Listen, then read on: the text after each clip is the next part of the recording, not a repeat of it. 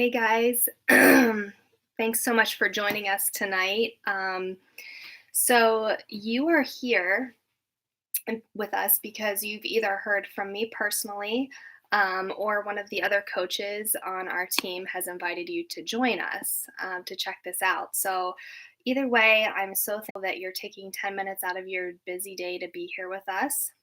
My name is Kara. I am a part time coach. I work full time in human resources. I have three dogs. I'm married. I live in Pennsylvania. That's just a quick snapshot about me. But I wanted to talk to you today about what I do in the pockets of my day, which is coaching.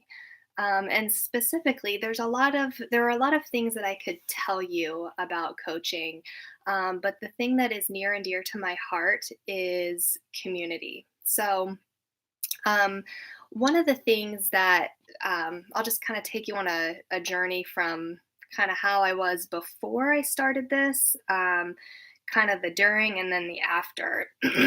Excuse me. So, just to kind of hop back in time a little bit, I think that generally speaking, I would be considered, or people would have described me as somebody who approached life in a happy go lucky way. I was pretty sociable with everyone, I got along with everyone. And from the outside, it seemed like I had all these connections, that I loved people. But in reality, I was just kind of like hopping around from one friend group to the next and didn't really know what I was looking for, where I belonged. I know that sounds cliche, very high school girl, but it's true. And I think that I just knew that I was feeling this sense of disconnect and discontent. So throughout high school, um, just to kind of give you a snapshot of the fitness journey part of it and how that all relates. Um, During high school, I felt this way, like I think a lot of people do. And from a fitness perspective, I was that person who ate whatever I wanted, played sports, didn't matter. My metabolism would burn it off. um, and so I think um, a lot of people experience that.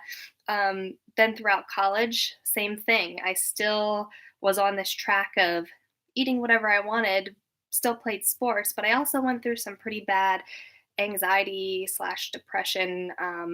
And I really think it was a result of my environment. Just feeling a ton of pressure to perform, because where I went to school, everyone seemed like they had it all together. They were overachievers, they were super smart, and in general, I just kind of felt like I couldn't keep up. And so here I am in this college environment. I'm a perfectionist. I like to make sure everything is just so and just right, but I couldn't keep up, and it was just way too much. So um, when I got out of school, I was thinking, like, perfect, this is my chance. I'll get to settle into a new routine, new habits. I don't have to worry as much or put pressure on myself to be a certain way, or fit in with a certain friend group or find this type of connection in that way. But, old habits die hard. And here I found myself in the same cycle. And so as I entered full time work, you could say that I got the American dream, so to speak. I had a full time career. I found my husband. We had three dogs. We have three dogs, which is all wonderful. But, and I was still going out with my girlfriends, which was great too. But even with all of that, I still felt like something was missing. Like I was still trying to find that sense of connection and community. And as an adult, that's hard to find. So, fast forward a few years, I'm settling into my career, I'm settling into married life. Now, here's what's different. Still kind of eating whatever I wanted, and now I'm probably 20 pounds overweight and I'm feeling crappy. So, um, like I said, I was still making time for girls' nights, still trying to connect, but I still wasn't feeling it. And there was no more college community, no no more community right at your fingertips to hang out with, to do people who would do life together with you.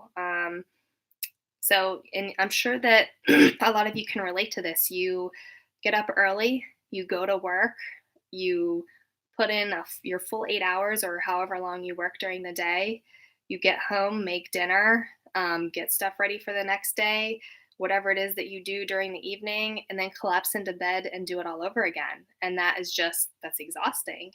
Um, and so at that time, I was still trying to search for that community as an adult. I was going to church on a regular basis, and even that, I was thinking, well, everybody's here to get in and get out and get home to their family. So I didn't the community I expected to find in that way didn't quite didn't happen the way I thought it would.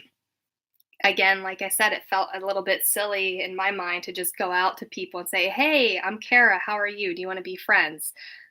Just kind of felt like weird, like dating. And so, anyway, as time wore on, I started feeling like I was missing out on something, which especially became exaggerated if you're on social media, which I think most of us are. But you get sucked into the scroll vortex. You see how great everyone is doing with their families, and you're like, "Well, what did I miss? What did I do wrong?"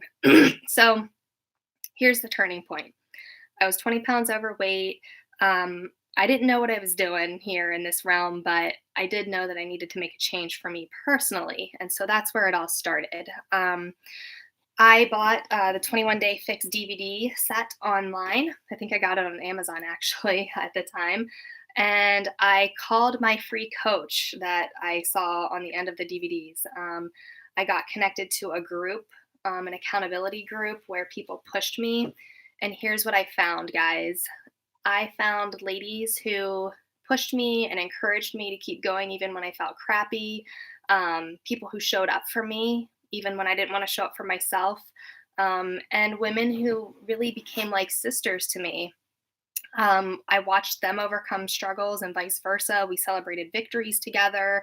Um, and what was unexpected for me was as I went through this process myself, as I engaged in the process, I found that I wanted to be that person for somebody. I wanted to be the person who could also encourage another woman to find that strength that they know that they had, and just become more themselves and connect. So um, that's when I decided to become a coach.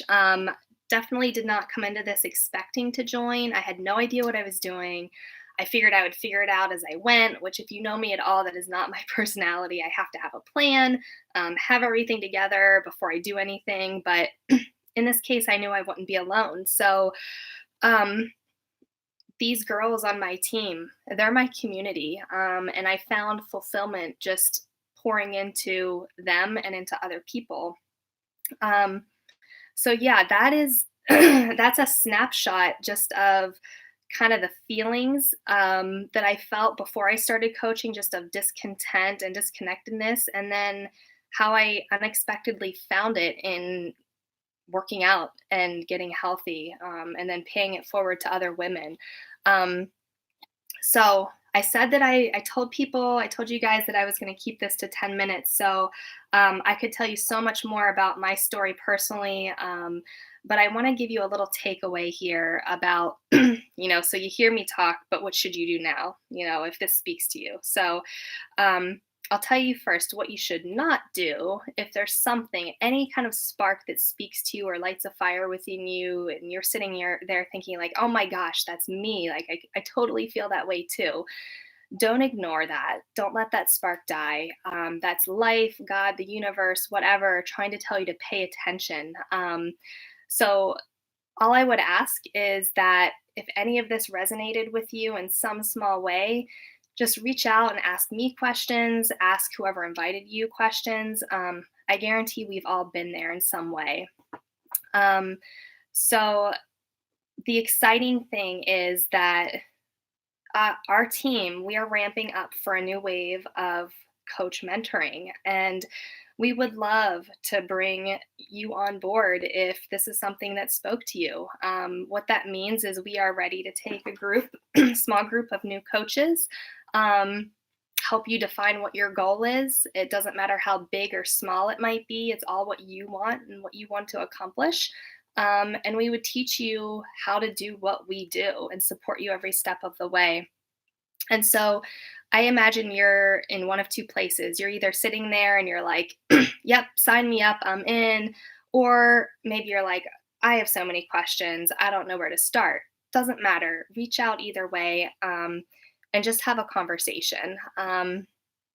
I will tell you, we are running an incentive right now where for the next within the next 24 hours, if you happen to sign up with the coach who invited you, we will be reaching out to you with a goodie basket and some personalized one-on-one mentorship. And of course, if you're going to be one of my coaches, personal development is going to be a key factor here. Um, but you'll get a special welcome gift from us.